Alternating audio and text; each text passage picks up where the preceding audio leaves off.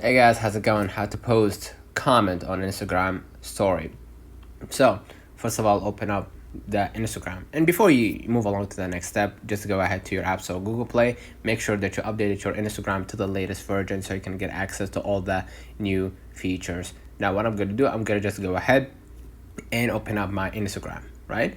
Move along to the next step. Let's say, for example, you already posted a story. Let's say I have a story right here. Let's say that one, right? And I posted that story. So I'm gonna just wait for a few moments until I see the actual yeah. As you can see right here, I already posted the story. You're gonna see right here, add a comment highlight at the bottom left.